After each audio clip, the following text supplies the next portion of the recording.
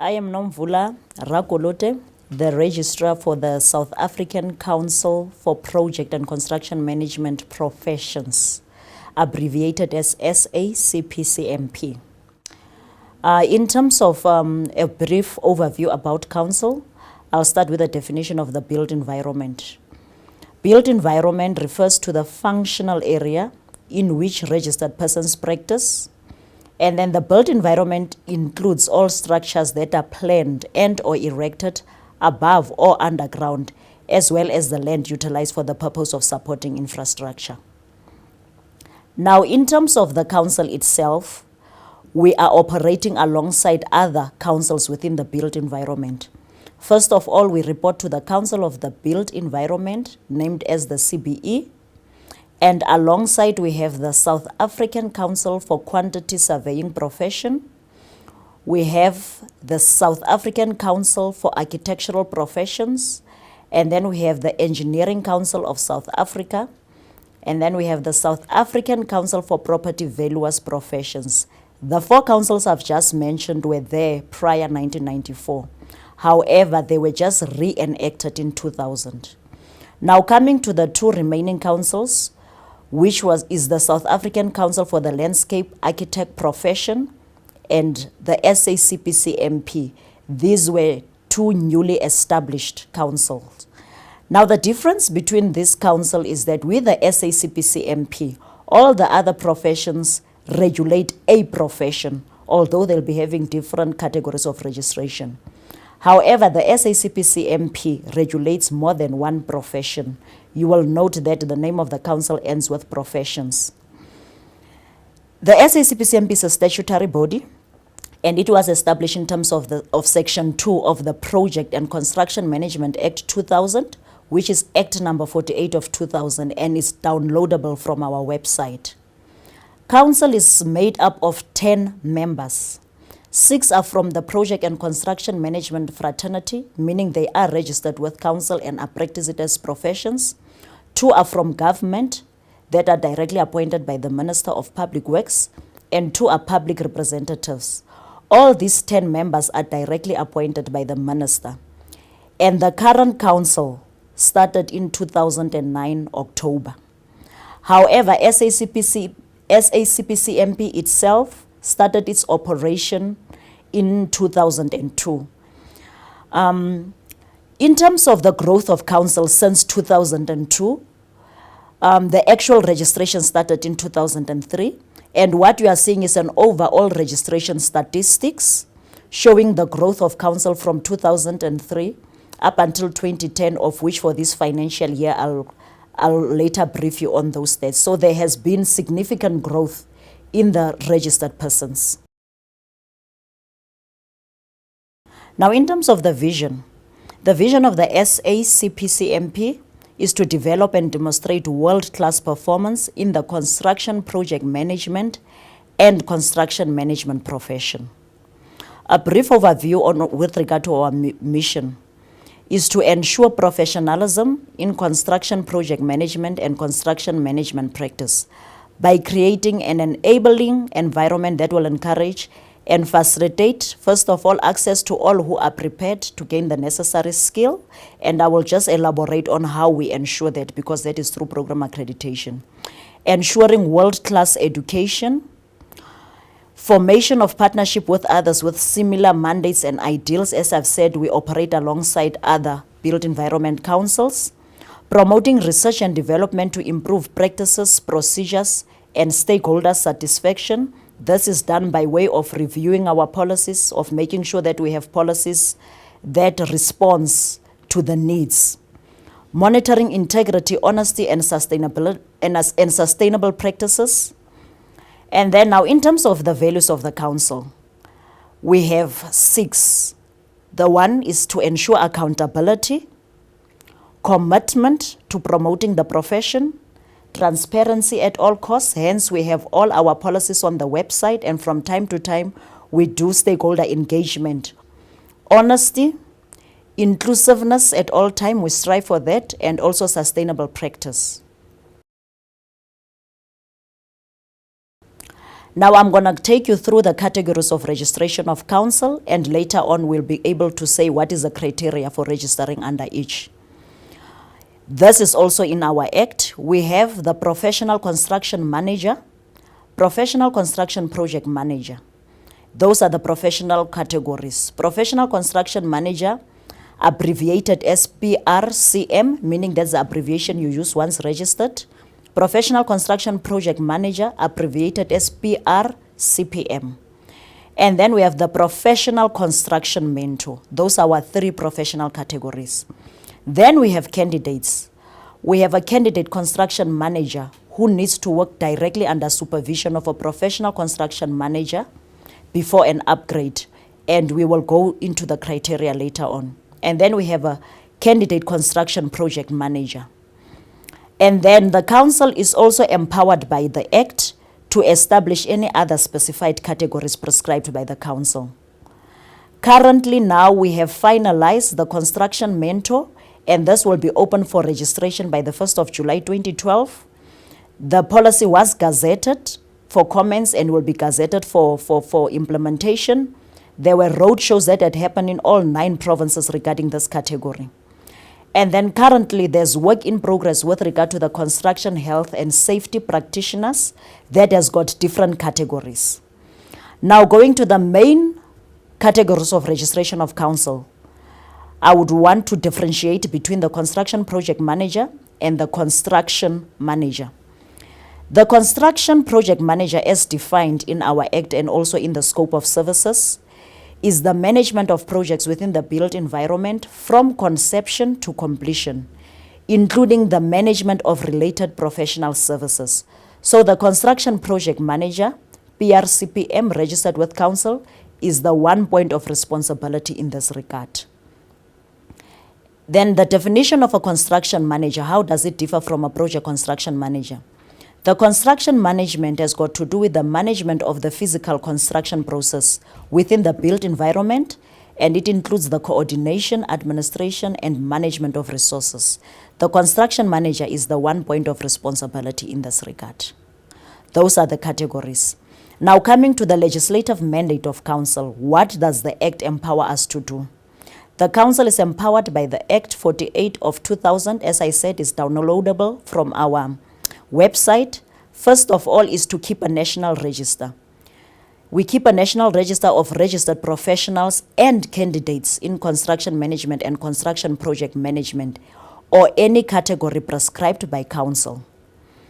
We determine fees and charges payable in respect of application, registration, renewal, examination, appeal, education, and any other fees it considers necessary, and this is gazetted on an annual basis and revised on an annual basis.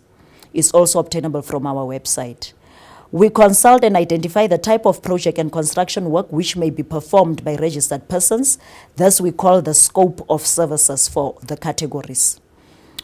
We conduct accreditation visits to all institutions of higher learning that offer construction management and construction project management. And I must at this point say this will be the first year that council will be conducting accreditation visits for the purpose of accrediting programs within the project and construction management professions, which is quite a highlight because this is a third term council of the SACPCMP, and it will be for the first time. However, in 2008, we did conduct accreditation visits, but only as observers with the CIOB, which is the Chartered Institute of Building. There it was just a learning curve for the council. And then we need to consult with the Council of Higher Education regarding matters relevant to education in project and construction management. Now also with the formation of the Department of Higher Education, that will be included. Although it was not in the Act, we know that is a department that was established in this current era.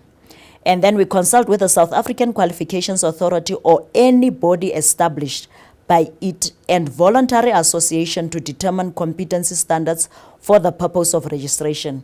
And I must say at this point, council has got 10 registered voluntary associations.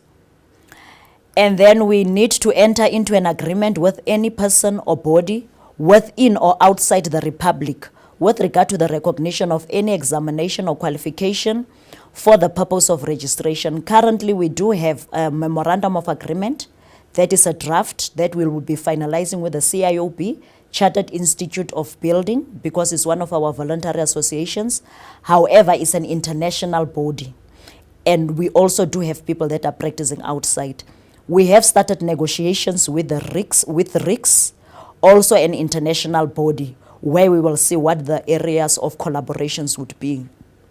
And I must also say, although this is what council does, because we are a statutory body of public works, if public works undertakes any international trip fact-finding missions, they do invite all the built environment councils. Like we did go for a fact-finding mission in Uganda last year, where we had aid memo, what you called is a memorandum of agreement with regard to the areas of collaboration that is work in progress. And the Department of Public Works is currently looking at Zambia. So we will be participating in all of those other programs for international agreements. So it's not only within council, but it will also depend what the CBE is doing and what the Department of Public Works is doing. And then we conduct any examination for the purpose of registration, and examinations are only conducted twice per year, which is in April and it's in September. And this is determined by the outcomes of your assessment. Also, council is empowered through its legislation to determine the recognition criteria for voluntary association. As I've said, we've got 10 voluntary association, and the overall criteria is just to ensure that they have at least 50 members, because they are voluntary associations, that are registered persons with the SACPCMP. So that is the difference between a council, which is a statutory body, and a voluntary association. And also we determine, in consultation with voluntary association, conditions relating to and the nature and the extent of continuing education and training. And I must mention at this time that our voluntary associations have been very instrumental. And also that is one of the highlights of council this year. For the first time, we will be implementing the continuing professional development, the CPD policy, meaning now all registered persons are able to start to account for their CPD activities. And this was with the help of all our voluntary associations, where we look at courses that they've already validated. These were approved for council and immediately will count for CPD points. So that was just to make sure that we don't reinvent the wheel. And then the last two is that we investigate and charge improper conduct by registered persons. There is a committee of council established to do specifically that. And there's also continuous work that is happening there. And then lastly is to take any measures council considers necessary for the proper performance and exercise of its function, duties or powers to achieve the objectives of the Act. That ends our legislative mandate. Before I outline the criteria that is required to become registered in the different registration categories of council, by way of a brief background, I can indicate that the registration policy came into being or was implemented from the 1st of May 2009. Council has since deemed it necessary to undertake a holistic review of the policy, and once this is completed, this will be published in the Gazette for comments before this is actually implemented. Now, the requirements for registration for both professional construction manager and professional construction project manager are: 1, an accredited honors degree in the built environment field of study with a minimum of 4 years of post-qualification experience; 2, an accredited Bachelor of Technology qualification in the built environment of study with a minimum of 5 years of post-qualification relevant experience; 3, an accredited National Higher Diploma in the built environment field of study with a minimum of 6 years of post-qualification relevant practical experience; and 4, an accredited National Diploma in the built environment field of study with a minimum of 7 years post-qualification relevant experience. I want to underline the word post-qualification relevant experience, that it will mean the experience you have gained either as a construction project manager or as a construction manager. The second one relates to the candidate construction manager and candidate a construction project manager. The requirements are the same for both, and these are an accredited honors degree in the built environment field of study. For this one, you will not require to have any relevant practical experience. You can enter straight away as a candidate. 2, an accredited BTech qualification in the built environment field of study with a minimum of 1 year post-qualification relevant practical experience. 3, an accredited national higher diploma in the built environment field of study with a minimum of 2 years relevant post-qualification experience. 4, an accredited national diploma in the built environment field of study with a minimum of 3 years post-qualification relevant experience. I wish to emphasize that except with an honors degree in the built environment, for all other qualifications that are recognized for registration as a candidate, you'll require to have relevant practical experience in the particular category you wish to apply for.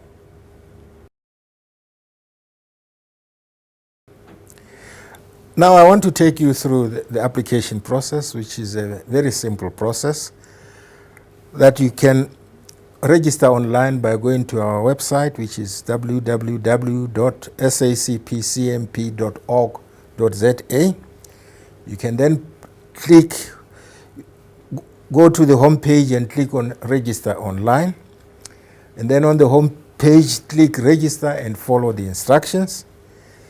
If you are experiencing any difficulties, you are at liberty to contact us and can contact us by email on admin@sacpcmp.org.za.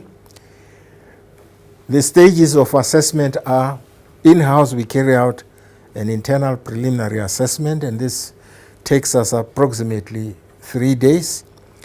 Then there is an assessment by a panel of 3 assessors who do this independent from each other.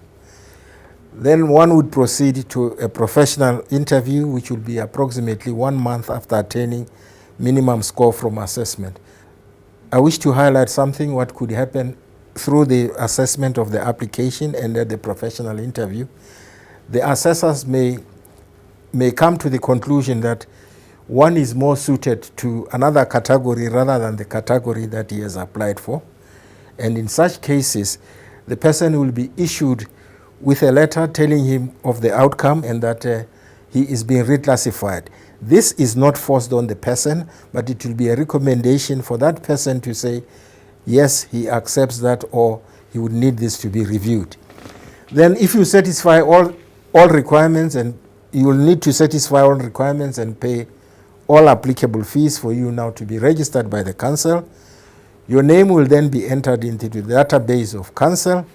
Your certificate of registration will then be posted to you, which will normally go with the letter under the signature of the registrar, requesting you to display it in a significant position within your office or within your organization. Then you will be required to engage in CPD activities with the council. CPD has come into being from the beginning of this financial year, and it will be a requirement for renewal of registration.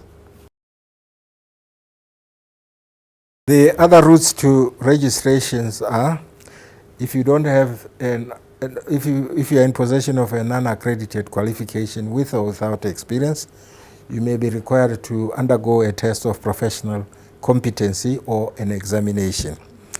The other routes are that of the academic route, which pertains to those in the teaching environment, in the teaching of accredited courses. And accredited courses means courses that are accredited by the SACPCMP. And the requirements are, these are for people who are carrying out research activities that are relevant to the construction environment with 4 years relevant practical experience. The requirements are as follows: an application in a prescribed form, certified copy of the identity document, certified copy of relevant qualifications and professional registrations, a detailed curriculum vitae, and I may point out that Council has designed a standard template to ensure that there is uniformity in the submissions of the curriculum vitae, and more importantly, that what is contained within the curriculum vitae is what the Council requires to be within it. Then there is a requirement for a 3,000-word report that documents the relevance of the research to the construction and project management profession and how this has been applied. Then there is a requirement for a submission of a peer-reviewed research papers, and the requirement is that at least one must be published in a journal, be it locally or be it externally. The other route to registration is that of recognition of prior learning, which is abbreviated as RPL.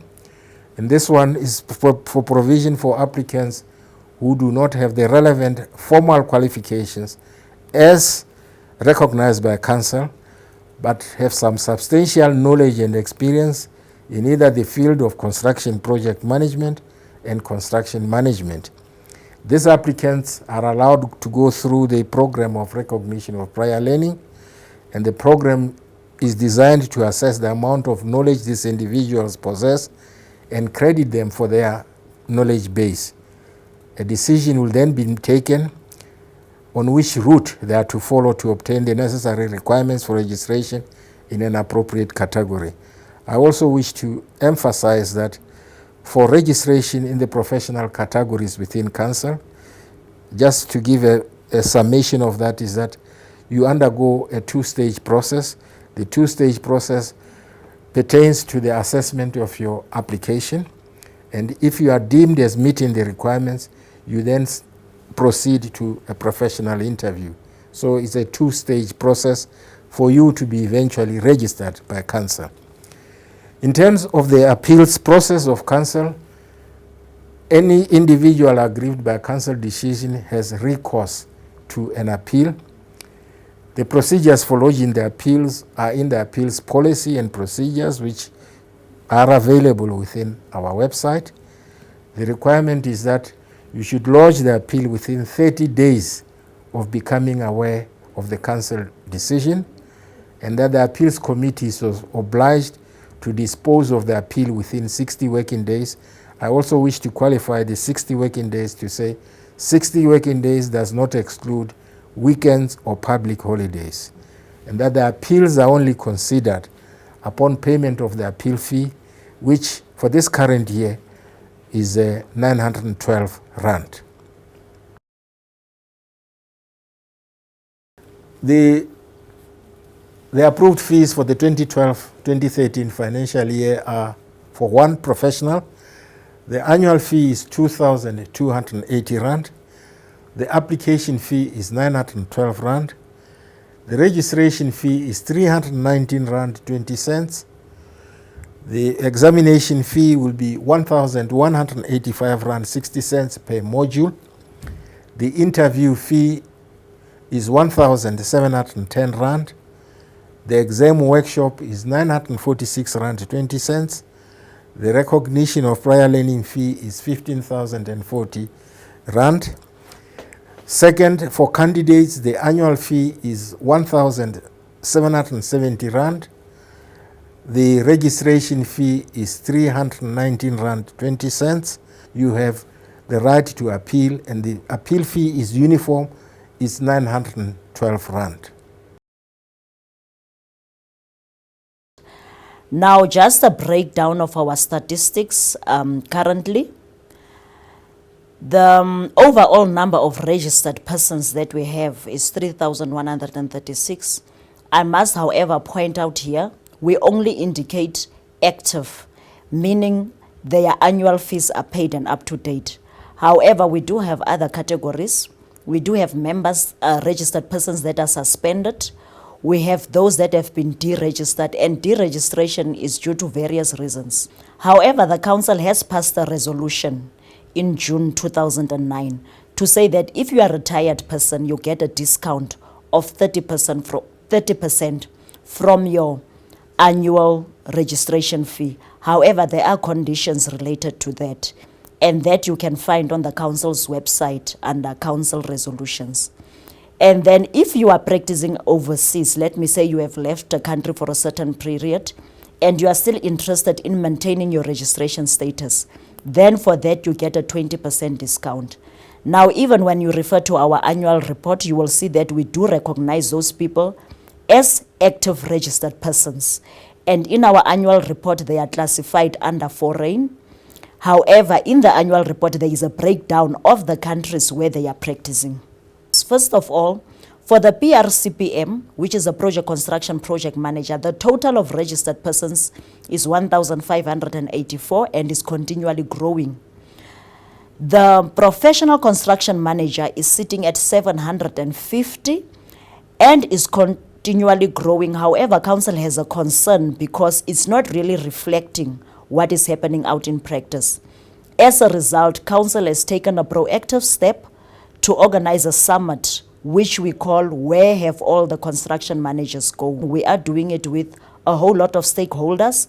And I must say another big achievement for council is that the construction manager, the professional construction manager, is recognized in the new construction regulations by the Department of Labor, where they have adopted the definition of construction manager as is from the SACPCMP, meaning that there will be some growth there. The candidate construction manager, we have 181.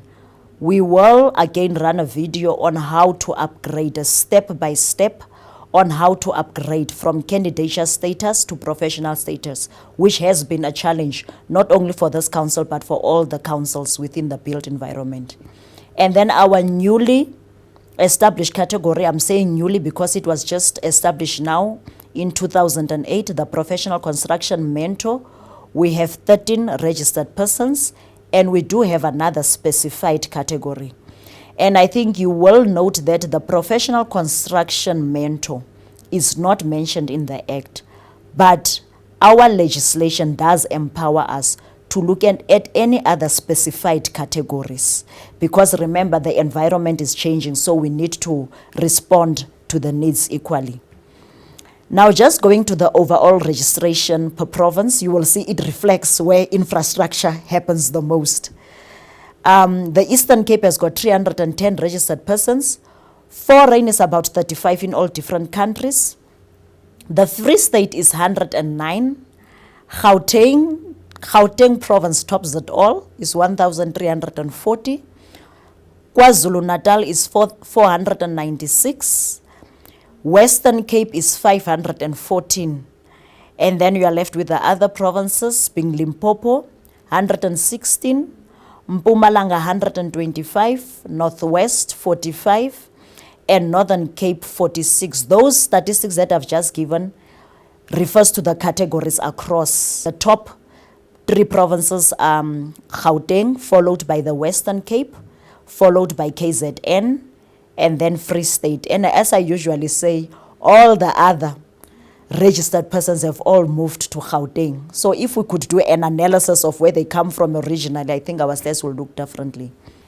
And then we go to the total registration per racial group. In terms of black, we've got black registered persons across all categories. We've got 743. Colored, we've got 108. Indian, we've got 143. And white, we've got 2,142. This is across all genders. For males, we are having 2,949. And then females, we have 187. So the breakdown of the statistics that I have given now is the reporting template as required by the CBE and subsequently the Department of Public Works. And also another concern is that our registrations per age, we note that most of our registration is between the ages of 40 to 55.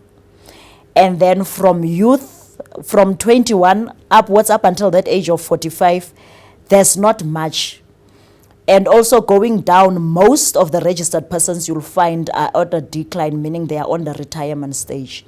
We started the student chapter category in 2010, and it was officially launched by the then Minister Deutsch of Public Works. But the intention of creating the student chapter, first of all, is to ensure that we do encouragement for the students whilst they are still studying. But not only for those purposes, but to expose them to the profession. Now we are also encouraging the retired persons and our registered persons to actually mentor and adopt students whilst they are at university.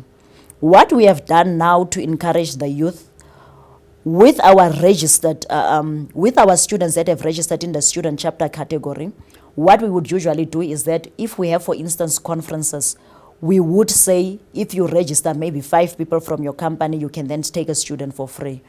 I must, however, mention at this point that if registered persons do mentor students from the student chapter categories that are registered with council, they are able now to even get CPD points. And we are also going to create an enabling environment as council, because now with our new website, we are creating a student portal where registered persons can directly interact with students. We give them exposure and we give them the necessary links so that they must be able to know where they are going from here. I want to give you an insight into the benefits of registration. And these benefits of registration may apply to the employer, the client, the individual himself, and the public at large. In terms of registration, the benefit that would accrue is that you'll be registered in a register that is a public document and which is available to both public and private bodies. There is also the benefit of recognition that being listed in the register signifies that you are properly qualified as a practicing professional in accordance with the prevailing legislation, that your competency is independently attested to with your credentials having been duly verified and accepted by an impartial statutory body, that you will also have an obligation to commit yourself to professionalism, which is being underwritten by the support of a statutory body. Hence, your credentials will be respected both locally and in other parts of the world. I must at this point say that this was just an overview about what the SACPCMP is all about. However, I also want to point out at this stage the initiatives that Council has undertaken since the beginning and how Council has improved and grown from strength to strength. Initiatives, amongst others, is what I have already mentioned, being the student chapter, which we are encouraging all registered persons to help Council to make sure this becomes a reality and it becomes practically implementable. We will be counting on the support of the registered persons. And I must also say Council intends even to recognize companies that will assist in making sure that the student chapter category grows. We are even looking at the stage, preliminary talks, however, at having companies register as friends of the council. And then other initiatives for registered persons, for those that are already registered with council, is our very fresh and highly professional, I'm using the words of the people that have rated the website, of the new redesigned website, which is user-friendly, which also allows for online application, online assessments, which will enable council to expedite the assessment process. Usually we do get feedback from our relevant stakeholders. One of the things was across all built environment councils is that the assessment process takes too long. Now what council has done additional to the website that has been redesigned to ensure that you can even apply online was to do a call for assessors. Every application goes to at least 3 assessors, of which if there's any disagreements, it goes to the moderators.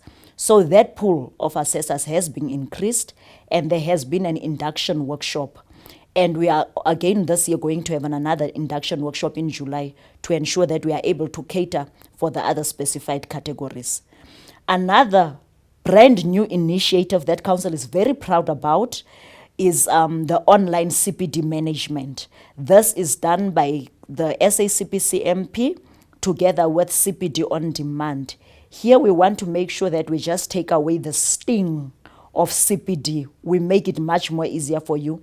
You are able to manage all your CPD points online. The CPD has become effective 1st of April 2012.